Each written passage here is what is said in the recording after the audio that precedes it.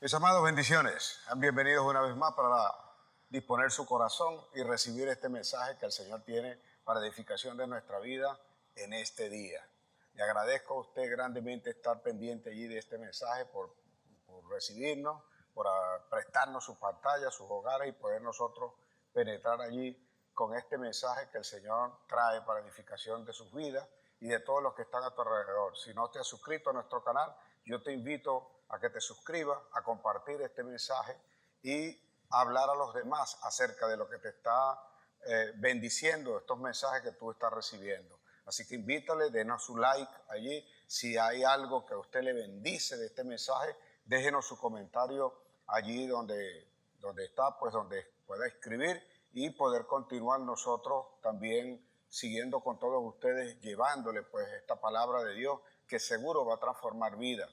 Invita al resto de los que habitan en tu familia, los que comparten contigo, a compartir este mensaje, siéntelos allí. Yo sé que si no lo ha recibido nunca allí, es la oportunidad y es la posibilidad pues de edificar también la vida de aquellos que están a tu alrededor. Usted no se imagina cómo y cuándo una sola palabra puede cambiar la vida de aquel que ha estado alejado, apartado del Señor. Pero llega un momento en que el Señor le llama y le conmina a que le sirvan y a que puedan estar pues allí en su presencia. Quiero aclararle que servirle al Señor no es solamente estar aquí dentro de la iglesia, sino que usted lo puede hacer con todo lo que conoce, con todo lo que sabe, fuera también, pues ese es el llamado que nos ha hecho el Señor. En ese aspecto le invito a usted a participar de la estructura de la iglesia, por lo cual si no forma parte de un redil, yo le invito a formar parte de uno.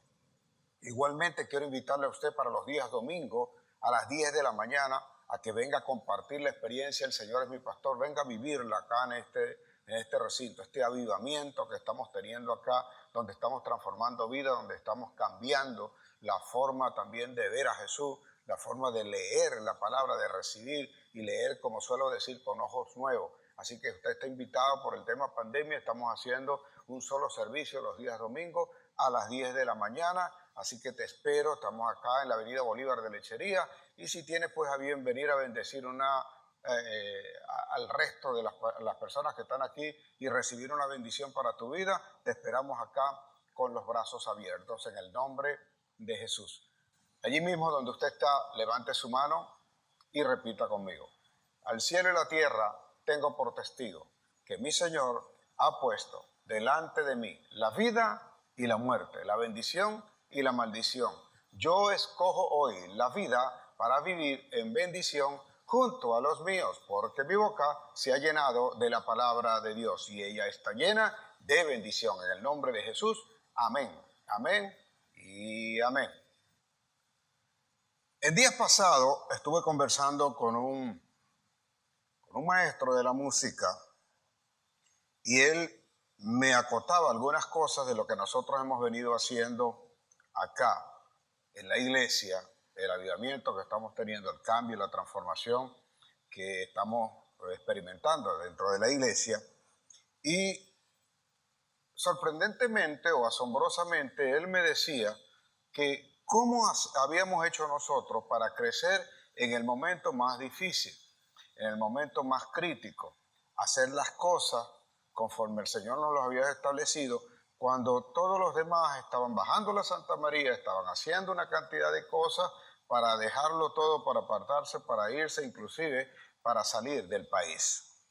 Y yo le decía que era cuestión de estar claro hacia dónde teníamos que ir nosotros y de abrir los ojos espirituales. Eso me permitió a mí, de acuerdo a esa conversación que estaba teniendo con él, que fue un poco más profunda, inclusive con el ministerio que él maneja. Y le decía a él ciertas cosas, pues y en lo que él me respondía, me estuve dando cuenta que hay un común denominador en casi todos los que dicen servirle al Señor. Y eso tiene que ver con la ceguera espiritual. Somos ciegos para mirar las oportunidades que el Señor nos está viendo, porque a pesar de que tenemos el Espíritu, no dependemos del Espíritu. Nuestra mente sigue todavía prevaleciendo y la racionalidad no deja que entre lo sobrenatural. Cuando Dios quiere obrar y Dios obra es en lo sobrenatural, nosotros inmediatamente llevamos eso a nuestra mente, que busca una racionalidad, y al no haberlo hecho nunca, lo que pretendemos hacer o lo que nos está ordenando el Señor que hagamos, nosotros no podemos ver que el Señor va a hacer algo grande. Somos como Gedeón cuando no podía entender cómo era que él se tenía que enfrentar a un ejército pero tan numeroso que lo sobrepasaban hasta por 10 en número con respecto al ejército que él tenía que levantar. Y hablo no de los 300 que fueron con Gedeón, sino de los 32,000 que comenzaron con él. Así que al hablar eso y al moverme en la cotidianidad de los que dicen servirle al Señor, veo cómo nosotros también nos dejamos arrastrar por esa parte racional. A pesar de que nosotros predicamos, a pesar de que decimos que creemos y a pesar de que estamos seguros, estamos haciendo las cosas diferentes. No me cabe duda que vamos a tener algún resultado en bien, pero deberíamos tener mucho más y mucho mejor si nosotros creyéramos fielmente la palabra que nosotros mismos estamos predicando. Por esa razón, nosotros estamos avanzando, no nos detenemos, y a pesar de que pasan todas las cosas, procuramos ver siempre el lado bueno. Procuramos ver, mirar, extraernos de lo natural para entrar en lo sobrenatural y entender y dejar en las manos de Dios lo que es imposible para nosotros. No dejando de hacer nosotros lo que es posible para nosotros hacer. Porque ahí entra una flojedad y a veces por justificarnos nosotros nos queremos quedar tranquilos y no avanzamos, no crecemos. Cuando paseaba por esto, oraba y teniendo la palabra en la cual me decía el Señor que debía hablar a la iglesia hoy, tenía una escritura que, a decir verdad, la entendía muy poco para explicar lo que el Señor quería, o no lograba verlo. No fue sino hasta que, postrado delante del Señor, pedí justamente que me abriera mis ojos y me dejara entrar en ese mundo sobrenatural donde las cosas están allí hechas, pero a ti te cuesta tomarlas. Así que vamos a basarnos en algo que dice Jesús, que nosotros lo vemos solamente desde el punto de vista de, no sé ni siquiera cómo llamarlo porque eso no es religioso, pero digamos que está basado en lo literal de la palabra.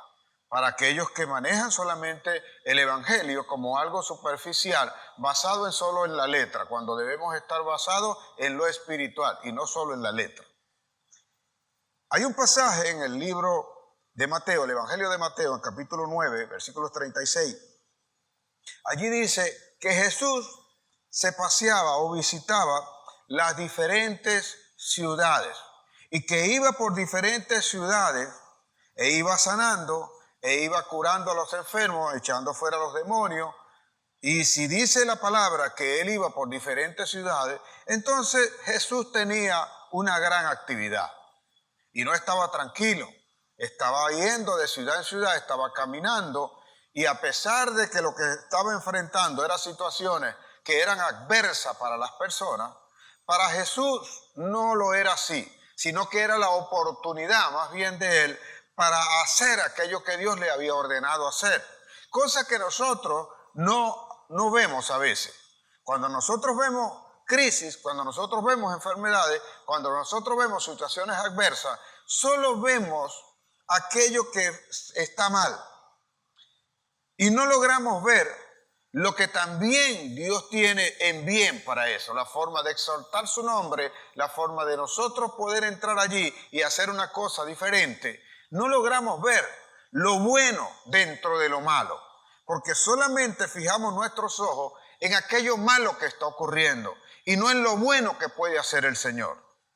Jesús continúa allí hablando y cuando está allí, dice la Escritura, que él entonces salió a las multitudes, vio a aquella gente y vio la gente, y cuando la vio, dice mi Biblia, que al verlas tuvo compasión de ellas, porque ellas andaban como ovejas sin pastor. No pierda de vista esta escritura. Mateo 9, 35 al 38, allí dice que él cuando salió vio justamente que aquella gente andaba sin pastor, es decir, andaba sin guía, no sabían dónde ir. Y entonces él dijo esto a sus discípulos: a la verdad, las mies son muchas y pocos son los obreros. Y él dice: pedid pues al Señor de las mies que envíe obreros a sus mies. Se solicitan obreros. Dios anda solicitando obreros. Y cualquiera puede decir: heme aquí, yo soy el primer obrero. Pero Dios quiere unos obreros en particular que cumplan una característica, que tengan los ojos de Jesús, que no sean nublados su entendimiento, que no tengan entenebrecimiento de su conciencia, sino que sean capaces de ver las oportunidades dentro de las dificultades.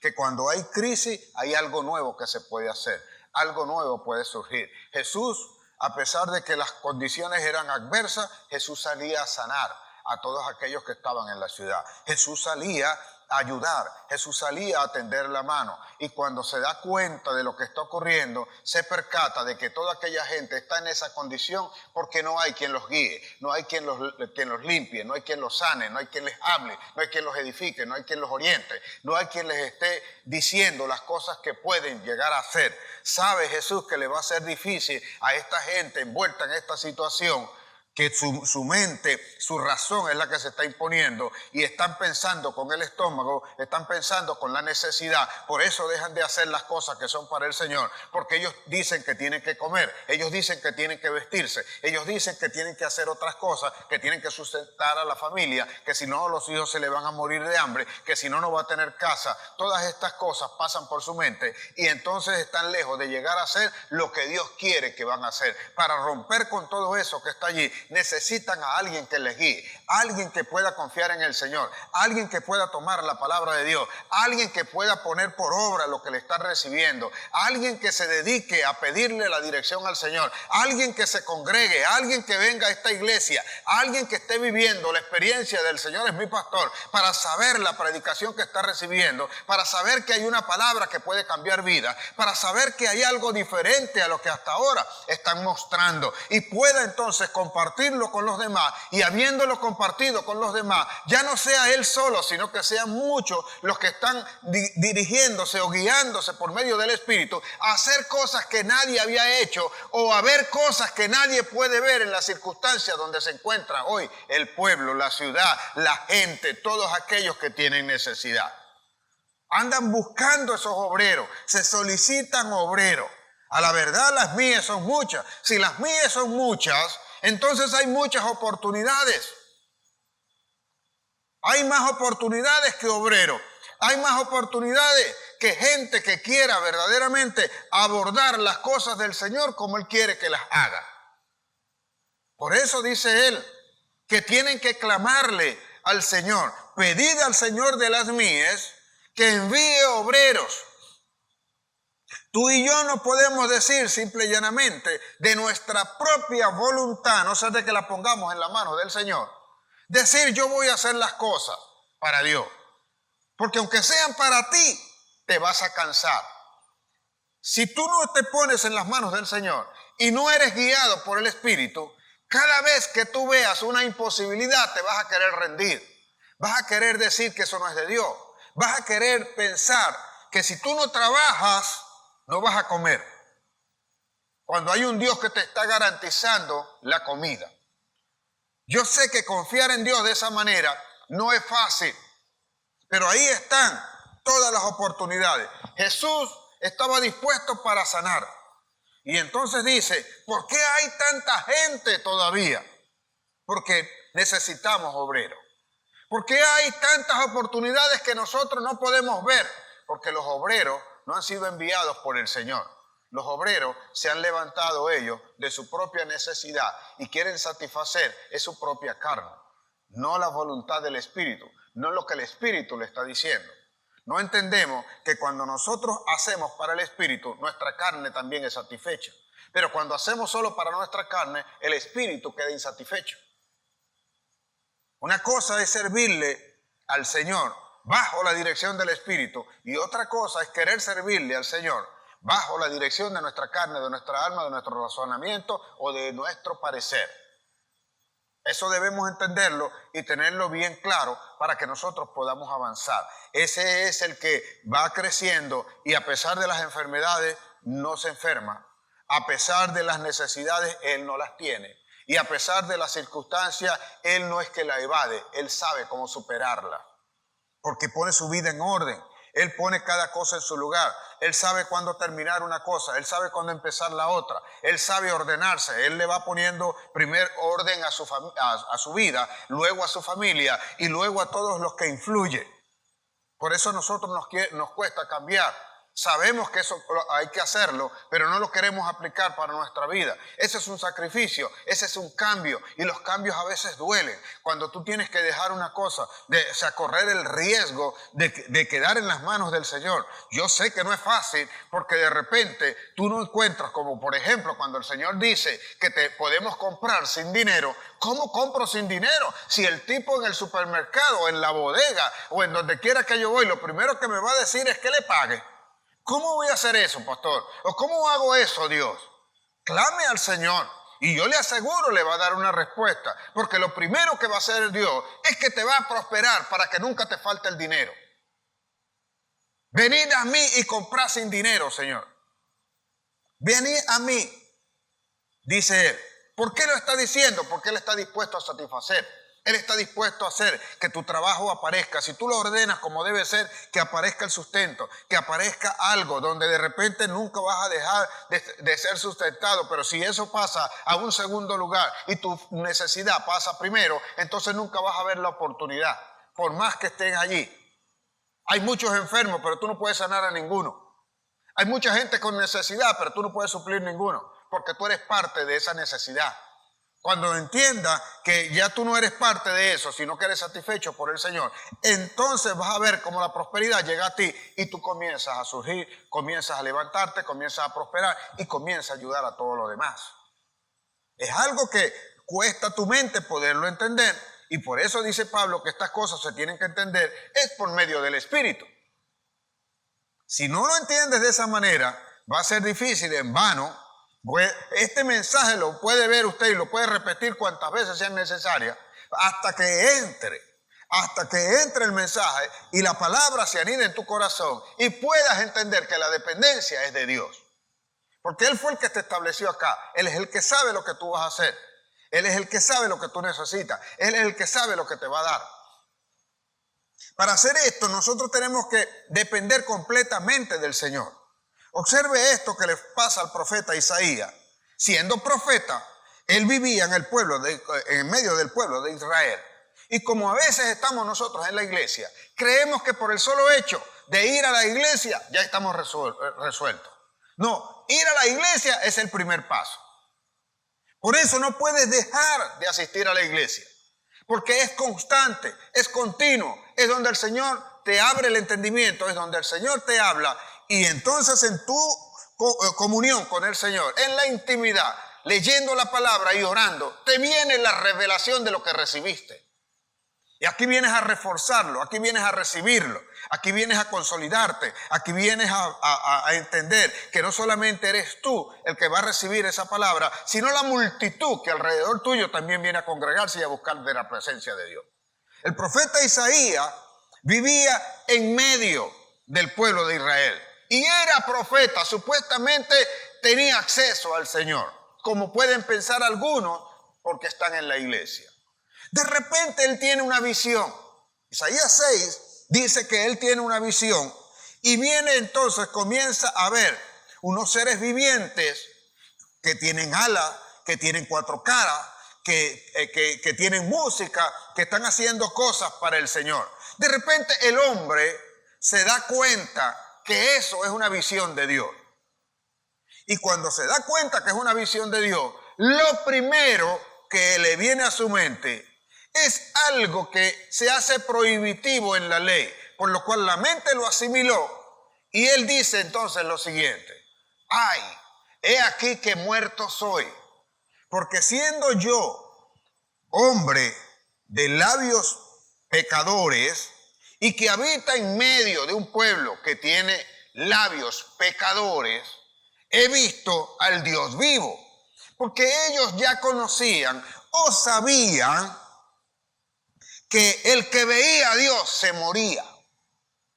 Y ellos no lo sabían simple y llanamente porque lo repetían, lo habían leído. Y fue lo que Dios le dijo a Moisés: nadie me puede mirar. Tú mirarás solamente mi espalda, mi resplandecer de mi gloria es lo único que puedes ver. Escóndete en la peña y cuando yo pase tú me podrás ver. Porque nadie me puede ver a la cara, dijo el Señor, y permanecer vivo, sino que morirá. Así que cuando él sabe que esa visión es del Señor, inmediatamente lo primero que dice es que él está muerto. Él va a morir. Entonces, cuando el Señor, que es el que hace la ley, como he dicho, cambia entonces la ley, le dice a Isaías: no morirás. Y eso no puede a veces entrar en nuestra mente. Le es difícil. Como ya eso está allí, lo primero que crees es que te vas a morir. Así es como cuando te dicen la situación está difícil y tú no sales a buscar el trabajo porque crees que todo está difícil y que no lo vas a encontrar. Tú crees que no te vas a sustentar porque no hay comida para nadie. Tú crees que no van a cambiar las cosas porque nadie la ha podido cambiar. Pero Elías tomaba agua y comía de los cuervos que mandaba el Señor para que lo alimentaran cuando nadie más recibía eso. Pero hay que creerle al Señor. Pero cuando nosotros nos vemos envueltos en este tipo de cosas, que es lo que ocurre hoy en el país, cuando le preguntas a alguien, como hablaba con este hermano, con este maestro de la música, y le hablaba acerca de ciertas cosas que era necesario que hiciera, él se oponía y decía que era muy difícil poderlo hacer porque la gente en su necesidad y en todo lo que tenía que hacer, no le era fácil poder creer que Dios podía hacer esa obra. Y así nosotros, cuando usted le pregunta a alguien, lo primero que cómo está la situación, lo primero que le dice es que está sumamente difícil, que no se puede hacer nada. Y lo primero que está pensando es que tiene que salir del país, siguiendo a una multitud que fueron también a hacer sacrificios en otro lado. Y ahí insisto, como siempre lo he dicho, yo nunca le he dicho a nadie que no se vaya, solo que se vaya con un plan. Y para tener un plan, tú debes tener una bendición de Dios. Y si no tienes bendición de Dios, mejor te quedas en el lugar donde estás. Porque para ir a pasar trabajo en otro lado, te quedas donde estás. Pero eso es lo que comúnmente hace la gente. Se van bajo una ilusión de satisfacer su necesidad y luego pasan a una condición peor que la que tenían acá. No estoy diciendo que las cosas estén bien. La realidad es esta. Pero yo tengo una fe que no niega esa realidad. Tengo una fe que la cambia. Y cuando creo en Dios, permanezco acá. Y hasta ahora no me falta. La gente inclusive me ha preguntado a mí: ¿y cómo he hecho con la gasolina? No lo sé, pero Dios manda siempre un cuervo que me dice: pastor, hay algo de gasolina por aquí. Aquí están 20 litros para que usted se mueva. Hasta eso yo lo creo en el Señor. Y no estoy afligido porque no haya. O de repente, en el momento menos esperado, aparece alguien y dice: venga, vamos a echar gasolina. Así de sencillo. Si usted pone esto también en las manos del Señor, usted va a ver que van a aparecer, van a surgir. Alguien dijo en una oportunidad y me decía, le comentó a alguien más, le dijo: claro, el pastor dice eso, que tenemos que estar sacrificados y haciendo eso porque él no tiene necesidad. Él tiene carro, él tiene casa, él tiene todo. Él tiene una empresa, a él no le falta nada. ¿Cómo sabe usted que no me falta a mí? ¿Cómo sabe usted cuáles son mis necesidades? ¿Cómo sabe usted que yo no tengo que luchar? ¿Cómo sabe usted que yo no tengo que pasar por las mismas situaciones que usted está pasando? Solo que yo no me quejo. Las vivo igual. Las situaciones de salud y todo, pero no me quejo. Y la mano de Dios entonces no falta, no falla. Cuando me comprometo con alguien o a hacer algo, lo hago creyéndole a Dios. No lo dejo a media, no lo dejo allí a comenzar. Por eso Jesús sale, ve la gente con necesidad y los otros sentados allí le dicen: aquí faltan obreros, Falta gente que vaya y predique. Falta gente que vaya y ayude. Falta gente que sepa que han sido llamados para hacer eso. Ahí está una oportunidad. Falta gente que haga trabajo. No, pero es que no hay trabajo. Me metieron eso en la cabeza de que no hay trabajo. Pero Jesús los ve como una bandada de ovejas que no tienen pastor. ¿Por qué? Porque el liderazgo es el primero que huyó. El liderazgo no se paró. El liderazgo no se levantó. El liderazgo no quiso hacer frente. Lo cual indica que ese liderazgo no corresponde a Dios. Están por ellos mismos en su propia necesidad. Por eso no atienden a la necesidad del pueblo. Y cuando tienen alguna cosa, lo quieren para sí y no para los demás. Sabiendo que ayudando a los demás hay cualquier cantidad de oportunidades y posibilidades de prosperar, de hacer todas las cosas. Isaías estaba allí en ese momento y cree que se va a morir. Mas el Señor le dice, toma un carbón, lo pasan por su boca y le dice a él, no morirás. No morirás, quédate tranquilo. No morirás. Esto te va a santificar. Aquí quiero que entiendas primero qué corresponde o qué significa ser santo, santificarse. Ser santo es ser apartado para el Señor, no que levitas, no que tienes alas, o no que eres inmaculado, sino que eres apartado del Señor, es decir, obediente a la palabra que te da el Señor. Solo cuando tú entiendes eso, sabes entonces a lo que te llamó el Señor. Sabes entonces qué es lo que tienes que hacer. Mientras tanto andarás solamente tirando flechas, tratando de satisfacer tu necesidad y tratando de escuchar aquellas quejas que tienen los demás, no viendo lo que tú puedes hacer o lo que Dios puede hacer contigo. Tienes que abrir tus ojos, tienes que abrir el entendimiento, tienes que disponer tu corazón y tienes que disponerte a cambiar, porque si tú no cambias, nada a tu alrededor puede cambiar. Todos desean, pero nada va a poder cambiar. O sea, estamos muy cómodos. Solo cuando eso ocurre, cuando sabemos que hemos escuchado la voz de Dios, cuando ponemos la palabra de Dios por obra, es cuando vamos a entender lo que pasa en Isaías 6:8. Porque después que pasa esta visión, después que Isaías sabe que no se va a morir porque vino la palabra de Dios, entonces Dios hace esta pregunta. Dice ahí, lea su Biblia en Isaías 6. Y dice él, ¿a quién enviaremos a las naciones? He aquí, pareciera que Dios se rascara la cabeza y dijera, Dios mío, ¿a quién podemos enviar? ¿A quién podemos mandar? Él sabe que tiene a Isaías ahí, pero también está siendo probado Isaías en las cosas que tiene que hacer. A ver si está dispuesto, a ver si de verdad responde al llamado y entiende lo que es santidad, a pesar de que él era profeta. Pero él confiesa que él habitaba en medio de un pueblo que tenía labios pecadores y que él a su vez también era un pecador. Quizás por eso es que el Señor lo limpia y le dice que no va a morir. Pero en ese momento viene la respuesta de Isaías. Cuando el Señor se está rascando la cabeza allí preguntándose, uy, ¿a quién mandamos nosotros? ¿A quién enviamos? No hay quien envíe. No hay a quien enviar. Las naciones se están perdiendo. La gente tiene que conocer la palabra. La gente tiene que saber lo que va a pasar. La gente tiene que saber cómo levantarse. La gente tiene que saber este detalle que usted no debe olvidarse. La gente tiene que saber que yo estoy santificando lo que está diciendo el Señor y que puedo cambiar las condiciones de las personas, porque la tuya, Isaías, la acabo de cambiar.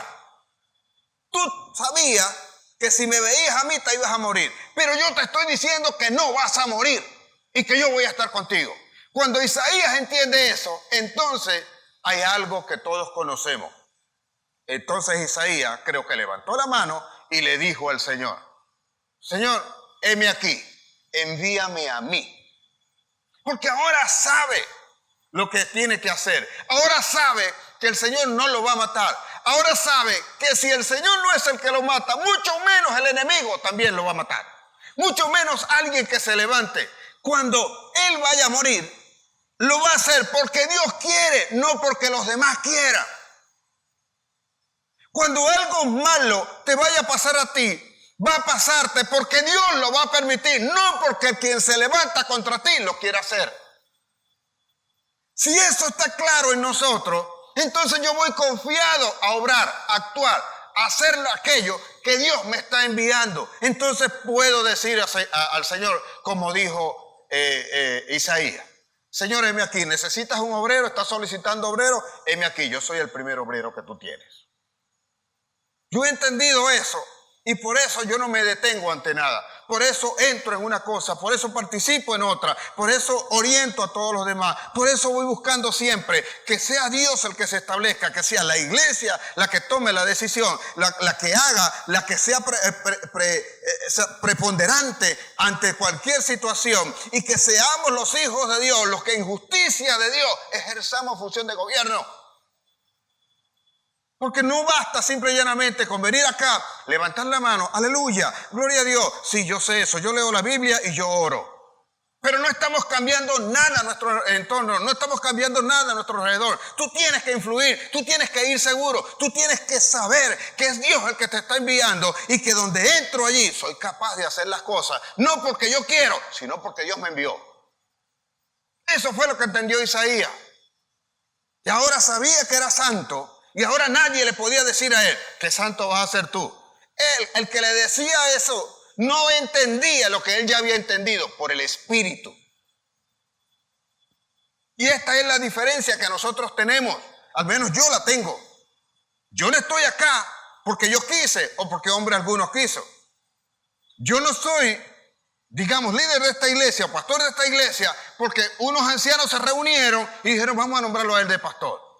No estoy acá por eso, tampoco me levanté yo mismo, sino que Dios fue el que me fue mostrando: esto es lo que vas a hacer, yo te cogí para esto, habla, abre tu boca, guía al pueblo y haz las cosas y demuestra que yo estoy contigo, y si estoy contigo, con todos los que escuchen la palabra que tú des, también voy a estar y no los voy a dejar.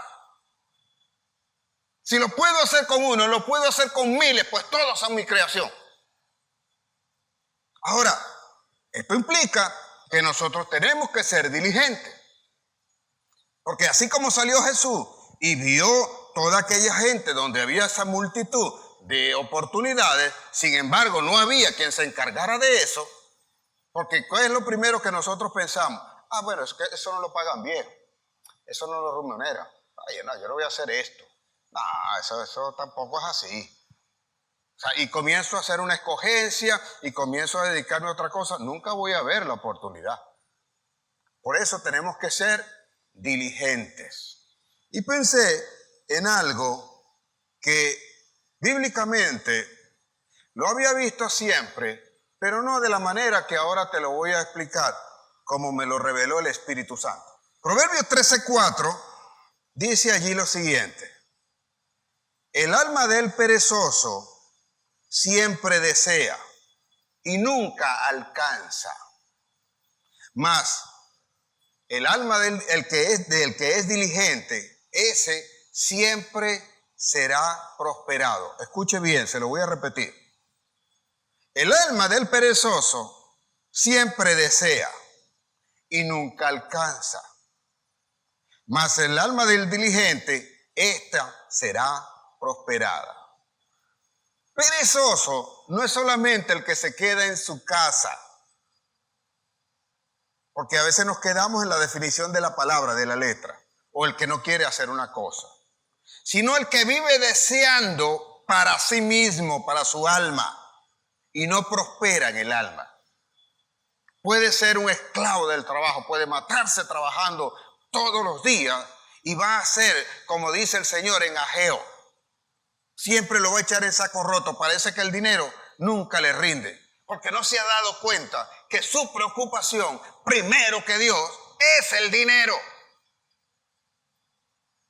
Y no es porque cobres más o cobres menos, no es porque recibas más o recibes menos, sino, pregúntate esto: ¿para quién es el trabajo que estás haciendo? ¿O a quién le estás sirviendo? Solo eso es lo que te abre el abanico de oportunidades y te permite abrir tus ojos para saber que donde estás haciendo ese trabajo hay cualquier cantidad de oportunidades que te van a llevar eso. Y eso te va a llevar a hacer el trabajo de forma correcta, de forma eficiente y de forma tal que eso sea tu presentación y no que te dejen a media. Dejas de matar tigres, como dicen por ahí. Porque observe esto, el perezoso siempre desea y nunca alcanza. ¿Cuánto tiempo tienes deseando? ¿Cuánto tiempo tienes buscando y tratando de hacer las cosas? Y eso no cambia. A pesar de que estás en la iglesia, no te has atrevido a crecer, no te has atrevido a dar el paso siguiente. A pesar de que las puertas están abiertas y las oportunidades están, no terminas de verlas. Es difícil poder verlas. Y eso es propio, eso es típico de la persona que es floja, que es perezosa. Pero es perezosa de su alma. Es donde quiero llegar. No perezoso de fuerza. Porque hay algunos, solía decir mi papá, que hay algunos que son unos burros para trabajar. Todo el día lo pasan trabajando y son esclavos del trabajo, cuando debería ser esclavo de Cristo. Y esclavo de Cristo no porque te pares en un púlpito. Porque hay algunos que lo toman también literalmente. Yo soy esclavo de Cristo y lo único que hago es orar, lo único que hago es leer, lo único que hago es postrarme. Y si no trabajas, tú no vas a comer. Así de sencillo. Entonces a veces nos choca este tipo de cosas porque observe lo siguiente. Dice entonces que el alma del diligente, esta será prosperada. Juan 1:13, él dice, lo primero de Juan, capítulo 1, versículo 3, él dice allí, amado yo deseo, el tercero de Juan, amado yo deseo que tú seas prosperado en todo y que tengas salud, así como prospera tu alma. Para prosperar el alma, tú tienes que ser diligente. La prosperidad depende de cuánto prosperas en tu alma. Y acabamos de leer, entonces, Proverbio 13:4, que me indica a mí que si el alma del diligente es la que es prosperada, yo debo ser diligente. ¿En qué cosa? En las cosas de Dios. ¿En qué me está ordenando el Señor? ¿Cómo se hace el trabajo? ¿Cómo le harías el trabajo al Señor? ¿Cómo lo conducirías tú? ¿Cómo cocinarías tú en tu casa? ¿Cómo lavarías el baño? ¿Cómo arreglarías? ¿Cómo mantendrías tu cama ordenada? Aquí los jóvenes, los niños, que a veces no tienen ese compromiso, no tienen esa responsabilidad, no tienen la educación y creen que mamá o papá están exigiendo eso, simple y llanamente porque a ellos les pareció. ¿Cómo va a prosperar tu alma si tú no entiendes que ese es un orden que debes tener en tu propia vida personal? Y cuando vayas creciendo, ¿qué pretendes hacer? ¿O vas a buscar a alguien que te lo arregle porque tú nunca aprendiste a hacerlo? ¿O cuando el día que te toque tú no vas a poder hacerlo? No sé si usted logra entender lo que hasta ahora ha querido el Señor que yo les dé como mensaje en este día. Pero esa es la razón por la cual el pueblo de Dios permanece esclavo. Porque no aprendemos a ver las mías, ni queremos tampoco que el Señor nos envíe como obreros. Heme aquí, Señor, envíalo a Él. O heme aquí, Señor, envíame a mí, pero hacer lo que yo creo, o lo que yo quiero, o como yo digo. No, tú tienes que sujetarte a lo que dijo el Señor. Yo por eso soy cuidadoso de esas cosas. Mi gran temor, mi gran miedo. Mire, yo creo, no voy a decir que no es que no le tengo miedo a nada, pero son pocas cosas a las que yo creo que le tengo miedo. No me importa la posición de algunas cosas, cierto miedo, cierto temor puede estar allí. Pero lo único que te puedo decir, a lo que sí le temo, es hacer algo que Dios no me haya mandado a hacer. Cuando me toca acá hablar en el nombre del Señor, sobre todo, me cuido, me preparo, me asesoro, me busco el alimentarme, no solamente de la Biblia, sino de los que hablan de la Biblia, de los que hablan del momento, de las cosas que voy a tocar, para no cometer errores. Y aún así no estoy libre de ellos, porque sé que voy a hablar en el nombre de Jesús. Eso es abocarse a eso es servir, como Él dice que tenemos que hacerlo. Y cada día voy encontrando una forma más fresca que Él me la va dando para poder llevar la palabra a todos los que escuchan. Por eso le pido a usted, comparta este mensaje y haga que otra persona también se suscriba al canal allí y siga compartiendo el mensaje. Porque ya le dije, es necesario que prospere su alma. La prosperidad tuya depende de cuánto prospere tu alma. Si tu alma no prospera, es imposible. Para prosperar tienes que ser diligente. Si no eres diligente, es imposible. No dejas las cosas a media. Eso va con tu familia, eso va con tu trabajo, eso va con tus relaciones, eso va con tus estudios, eso va con la iglesia, eso va con los hermanos, eso va con todo. No puedes hacerlo, no puedes dejarlo. En ese aspecto nosotros tenemos que cambiar la visión que tenemos de lo que es la iglesia, de quién es Cristo y quiénes son los que nos necesitan a nosotros. Cambiar la mentalidad de ser demandantes a oferentes. Normalmente cuando llegamos a la iglesia, llegamos a demandar los servicios, la necesidad, todo aquello, sí, porque pobrecito yo necesito, tengo un malestar, tengo un dolor, tengo todas estas cosas, necesito que a mí me atiendan. Pero una vez que tú conoces a Cristo, como lo hizo Isaías, entonces tú cambias la perspectiva y tú eres oferente. Tú vas a decir, yo tengo un Dios que puede ayudar, que puede orientar, que puede levantar, que puede hacer muchas cosas que yo no pensaba que hacía. Pero yo soy el testimonio de eso. Esto es lo que cambia. No porque lo aprendí o lo vi por allá o hizo bien a alguien. No, yo soy el testimonio de eso. Tiene que entonces usted salir de su zona de confort. No puede hacer esto si usted no sale de la zona de confort. Porque si es diligente, el diligente tiene que estar creciendo constantemente. Algunos dicen, me decía este hermano con el que conversaba, oye pastor, y entonces no tenemos, no hay oportunidad para unas vacaciones, unos días libres. Nadie ha dicho eso. Solo que tus vacaciones son parte del crecimiento. Aquí es donde entra el ingrediente del Señor. Nadie te ha dicho que no disfrute. Nadie te ha dicho que no descanse. Nadie te ha dicho que no haga las cosas que también te agradan hacer. Sino que ellas deben estar dentro del crecimiento. Verlas como que comparto en familia, disfruto en familia o con quien disfruto para nosotros aumentar la relación que podemos tener, el conocernos el uno al otro, para tener mejor intimidad, para conocer a nuestros hijos, para conocer a la familia, para saber cómo compartimos, para manifestar el amor de Dios dentro de nosotros y que eso nos lleve a crecimiento continuo, seguir creciendo, seguir haciendo las cosas, seguir avanzando. Si eso no está de esa manera, eso indica que tú tienes que paralizar lo que tú estás haciendo para darte un momento de disfrute, cosa que no puede ocurrir. Por eso hay que salir de la zona de confort. La gente tiende a quedarse en los logros que tiene y no termina de entender que eso puede ser su mayor enemigo. ¿Cómo así, pastor? Claro, porque cuando alguien logra algo bueno, no quiere salir de eso, no quiere correr nunca más el riesgo, porque cree que ya alcanzó el éxito y se quedó allí y no va a necesitar nunca más.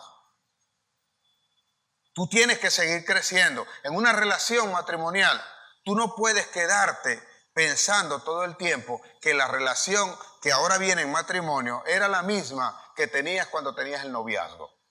Tienes que crecer y tienes que saberte disfrutar la relación. Tienes que saberte conocer, tienes que saber intimar, tienes que saber compartir. Tienes que darte de lleno entre uno y otro. ¿Para qué? Para que no entren allí ningunos terceros. Para que no entre nadie más que no sea el Espíritu que los va a unir cada día más. El entendimiento, la intimidad que quede entre los dos en todas aquellas cosas en las cuales vamos creciendo y vamos avanzando. Permite entonces darme un momento de relax, de vacaciones, de disfrute, pero conociendo y aumentando y creciendo en la relación que tengo con las personas con quienes estoy compartiendo. Esas vacaciones están metidas entonces dentro del crecimiento. Por otro lado, a veces nosotros cuando estamos envueltos en esto, llegamos a creer que Dios nos va a quitar los conflictos. Tenemos que enfrentarlos. No deseche los conflictos. Tienes que enfrentarlo. Jesús salía sin miedo, como dice allí la palabra, a sanar los enfermos, a recorrer la ciudad. Pero nosotros cuando a veces vemos un conflicto lo queremos desechar. Mucha gente se va de acá porque no puede o no quiere enfrentar la situación que tiene allí. O tienes algún inconveniente y no lo quieres enfrentar. Si no enfrentas ese conflicto, tarde o temprano el conflicto crecerá y te va a absorber. No temas, no tengas miedo. Pídele más bien al Señor que te dé la sabiduría, que te dé la fortaleza para poder enfrentar a los conflictos. Porque eso es lo que te va a fortalecer. Esto es lo que te va a dar la fuerza, el entendimiento y la sabiduría para estar en el próximo nivel donde Dios te quiere llevar. Hay que resolver una situación de pareja, tienes que enfrentarla. Tú no eres hijo de Dios para que te apliquen solamente la palabra y decirte, sí, tienes que mantenerte callada. No digas nada porque no puedes levantarle la voz, no puedes decir esto. Nadie, bíblicamente no dice eso. La mujer está sometida al hombre si el hombre está sometido a Cristo. Se reconocen las autoridades. Y sí, representamos nosotros el sacerdocio en casa, pero debemos saber lo siguiente, que si no es por medio de Cristo, tampoco puedo aplicar mi parecer. Así que los conflictos se tienen que solucionar, se tienen que enfrentar, se tienen que hablar y tenemos que estar decididos a cambiar. Ahí es donde sabemos si aceptamos un perdón y si damos un perdón correctamente como debe ser. Pero cuando comienza esa lucha entre uno y otro, más que cualquier otra cosa del deseo de crecer, entonces nosotros no estamos andando en el camino de Dios. Es diferente. Tiene que enfrentar el conflicto, tiene que enfrentar a quien tenga que enfrentar, ponerlo en su sitio, hablarle las cosas, edificando siempre, pero que no le genere a usted un inconveniente para que usted no pueda seguir avanzando. Jesús no tenía miedo en nada de eso. En el libro de Marcos, capítulo 11, versículo 18, dice allí lo siguiente. Dice que Jesús entró al templo y cuando vio que aquello estaba lleno de gente allí que estaba negociando con la palabra o haciendo cualquier cosa, le sacó un látigo y les echó afuera, les derribó las mesas, les acabó todo aquello y les dijo que esa casa no era una casa de vagabundos, de traficantes, de comercio, no era tal cosa, sino que su casa sería llamada y era casa de oración. Y después que hizo eso, nadie tuvo el valor para enfrentar a Jesús. Cuando dio la espalda, entonces dice que los judíos y fariseos se pusieron de acuerdo para matarlo. Pero Jesús sabía que eso iba a ser así y no obstante no temió a confrontar, no temió a enfrentar las cosas, no temió a poner las cosas claras como debe ser. Porque a veces nosotros creemos que si callamos del problema, entonces bueno, ahí puede ser que si lo mantengo en silencio eso pasa. No, eso no va a pasar, eso va a quedar allí. Es como el borracho que cree que porque se emborracha el problema va a desaparecer. Cuando se le desaparezca la borrachera, no. Cuando te pase la borrachera, vas a tener el malestar de todo tu cuerpo y además el problema habrá crecido, habrá seguido, habrá aumentado. Así que tú tienes que enfrentar toda esa situación. Para hacer esto, tienes que salir rápido a entender la palabra de Dios y a crear en esas oportunidades que están allí lo que hasta ahora no se ve. No ves las oportunidades porque quieres seguir enfrentándolas tal cual con las cosas que tú conoces hasta ahora. Pero eso no puedes enfrentarlo así, porque esta situación es completamente nueva. Tienes que accionarlo, tienes que creerlo y tienes que saber que en lo imposible es donde aparece la fe. La fe que nosotros decimos tener no actúa, señores, en la conformidad, no actúa en la comodidad. La fe que nosotros tenemos actúa y aparece en la imposibilidad. Solo cuando estamos imposibilitados, entonces aparece la fe. La fe no va a actuar en las cosas que tú ves allí. La fe actúa para cambiar esas imposibilidades que están allí. Mientras tú lo puedas hacer, no necesitas fe. Necesitas de tu fuerza y de lo que tú conoces. Pero cuando ves que las cosas son difíciles, entonces sabes que va a aparecer o es necesaria la fe. ¿Cómo sanaba Jesús? Jesús venía y sanaba, le decía, mujer, tu fe te ha salvado. Vete a tu casa, tu fe te ha salvado. Era la fe, la de esa persona, la que estaba cambiando cosas. Y esos milagros a los cuales se refería Jesús eran imposibilidades. Le devolvía la vista a un ciego, levantaba a un manco, a un cojo, a un paralítico, lo levantaba, sanaba a una mujer que teniendo 12 años con flujo de sangre no se sanaba, de repente levanta a un muerto. Esa es la fe que nosotros necesitamos. Hebreos 11:3 dice allí: por la fe entendemos haber sido constituido el universo por la palabra de Dios. No pierda este detalle, es por la palabra de Dios. De manera que lo que vemos fue hecho de lo que no se veía. Lo que no se ve se hace visible cuando creemos la palabra. Es la palabra la que crea. Y podemos entonces, por eso dijo el Señor, o dijo Abraham, que llamaba lo que no era como si fuera. Y le llamaron a él, a Abraham, padre de multitudes, y lo hizo no llamando las cosas que son como si fueran. Dice, porque las cosas que se ven son temporales, pero las cosas que no se ven son eternas. Entonces, ¿a dónde vas a apelar? A la palabra. La palabra es la que hace posible esto, es la palabra de Dios, no la palabra mía, no la palabra tuya, sino la palabra de Dios. Y si Dios está dando una palabra, entonces tú lo haces visible. Dios ha insistido en esto para la iglesia, porque la iglesia se queja, la iglesia quiere prosperar, la iglesia quiere tener, la iglesia quiere crecer. El emprendimiento que tienes tú hoy, si no lo ordenas, si no lo pones como debe ser, como dice Dios que tiene que ser, no vas a llegar nunca de eso. Ahora, ¿cómo estás viendo el emprendimiento? Porque hay alguien que puede estar vendiendo empanada hoy, o vendiendo helado, o cualquier otra cosa. Pero ¿cómo le ve? ¿Cómo le pregunta normalmente? Si usted le pregunta, ¿cómo le va? Dice, bueno, aquí tú sabes, para no hacer nada, estoy haciendo unos heladitos, ¿sabes? Para ganarme para la comidita. Unos heladitos para una comidita. Él no ve ese emprendimiento como una empresa. Por eso yo le he dicho a la gente acá, sobre todo cuando damos talleres, olvídate de la palabra emprendimiento y átate, amarra, atesora, mete en tu corazón la palabra empresario, porque solo el empresario termina lo que empezó. El emprendedor solamente comienza. Por eso lo ve. Él no ve la venta de helado como una heladería. Él lo ve como algo que tiene que hacer mientras tanto para, tú sabes, para darle de comida a los muchachos. Y bueno, algo hay que hacer, tú sabes. Y la empanada, bueno, yo nunca he hecho empanada, pero yo no veo eso como un restaurante. No, eso es una cuestioncita que estoy haciendo. Porque a veces la gente tiene que pasar por eso y hasta vergüenza le da. Le da pena. Yo me canso de decirle a la gente, bueno, yo vendía pescado, vendía arepa, vendía bomba rellena, vendía jales de mango, cuántas cosas había y estaba en la mano.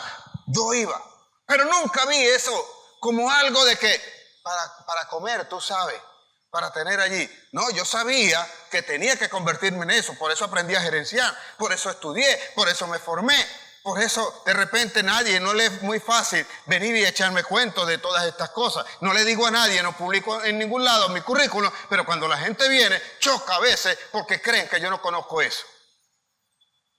No lo ven así. No, estoy vendiendo pescado. Él no ve una pescadería. No, yo lo que estoy matando es un tigrito aquí mientras tanto. O sea, si no tienes visión, la palabra entonces no está entrando en ti. Por eso Jesús dice, las mías son muchas.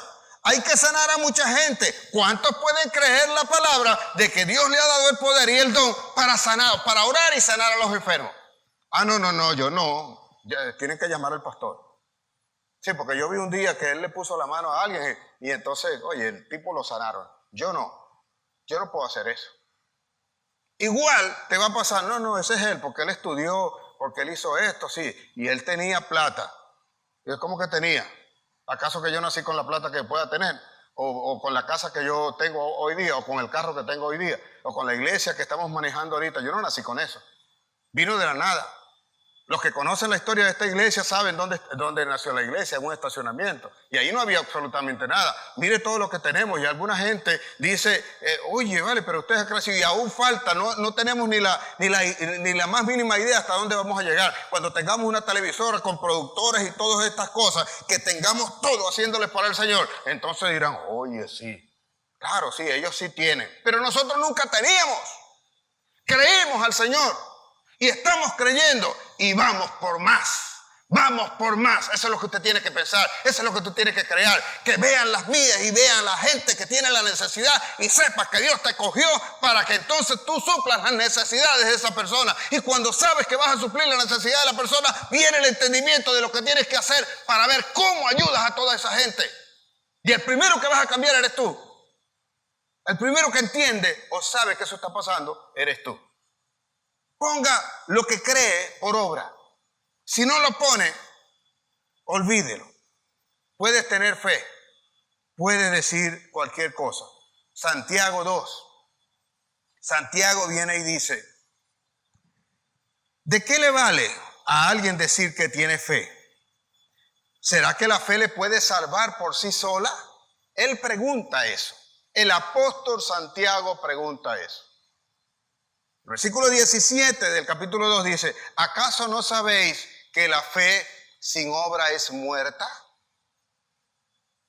¿Cómo dice alguien que tiene fe y no está orando? ¿Cuánta fe tienes en tu vida? ¿Cuánta fe tienes en lo que haces? ¿Cuánta fe tienes para accionar? ¿La estás poniendo por obra? ¿Ves por qué no cambia tu vida? ¿Ves por qué no cambia tu entorno? Porque nos estamos convirtiendo en ovejas rumiantes que solamente recibimos, engordamos, pero no manifestamos. No estamos poniendo eso por obra.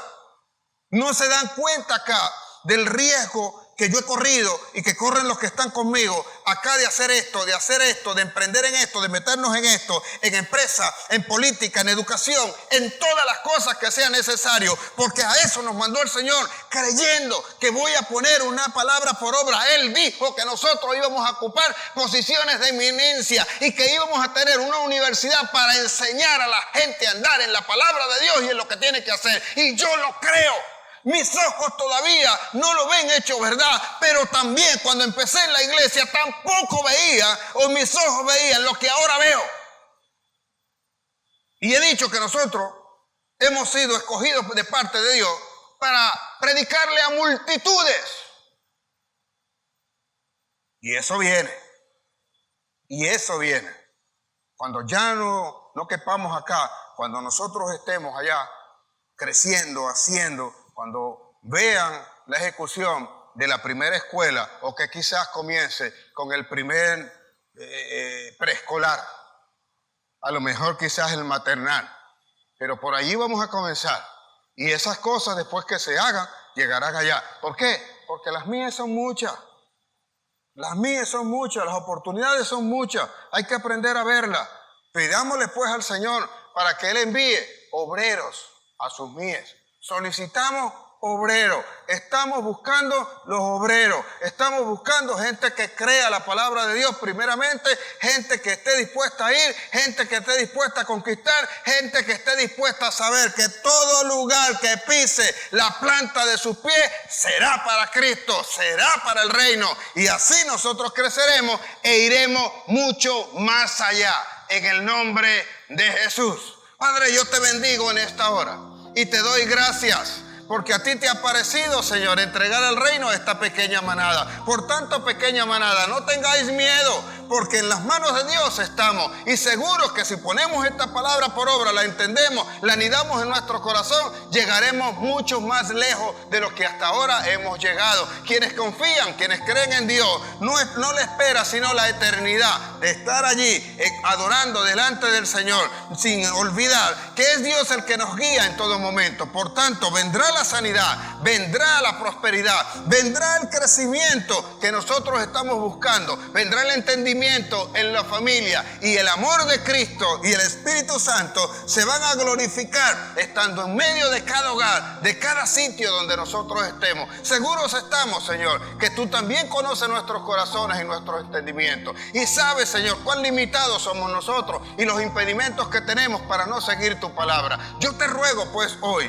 que quites todas esas barreras y traigas luz, que tu palabra sea lumbrera a nuestros pies y sepamos el camino en el que nosotros debemos andar. Haz pues como ese pueblo que condujiste, Señor, un día, y siendo nosotros de una edad muy pequeña, podamos ser la generación que entre a la tierra prometida, no la generación que quedó en el desierto. Permite que tu pueblo, permite que tus hijos, los escogidos que has llamado, los que aquí se congregan, sean prosperados en todo, Señor, así como prospera su alma. En el nombre de Jesús, recibe la alabanza, recibe, Señor, gloria, recibe la adoración, porque tuyo es el poder y el reino por los siglos de los siglos. En el nombre de Jesús, amén, amén y amén. Dios le guarde, Dios le bendiga.